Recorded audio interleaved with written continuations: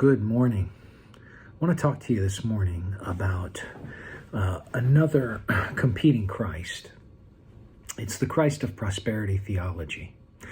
And it seeps in more subtly than you might think. It's not just a hanky-waving preacher guy that is greedy for money that somehow comprises the prosperity theologian and somehow exemplifies the Christ of prosperity theology.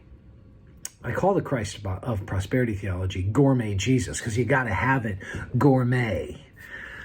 But you know, I don't think that the gospel is about being gourmet. In fact, Jesus tells a parable in Matthew 13 about seeds that are sown on different soils. And importantly, the third soil is significant for Gourmet Jesus. Remember, the first one lands along the path and the birds come and just take it away. The next one is rocky soil. It lands on rocky soil and it doesn't quite take root and can't bring about life. But the third one comes and it begins to grow. But thorns and thistles grow up around it, right? It's sown among the thorns. And it's described this way. As it grows, we read in Matthew 13:22, as for what was sown among the thorns, this is the one who hears the word. But the cares of the world and the deceitfulness of riches choke the word, and it proves unfruitful. See, what happens is when you get your eyes off of Christ and having him as the cul-de-sac of your faith, you end up thinking that he's a through street to blessing. And money and possessions and stuff in this world easily enchant you.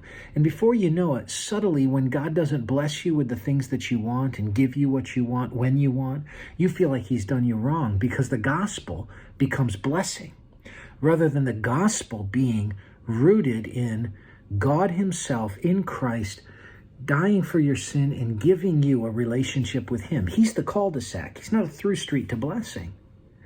And when you have him as a view that he's a through street to blessing, what happens is the intoxication with blessing and the things of this world come and they choke out that. Don't let that happen, and don't give into a theology that teaches God as a kind of through street where he longs for you. If you're really with him, he longs for you to be gourmet.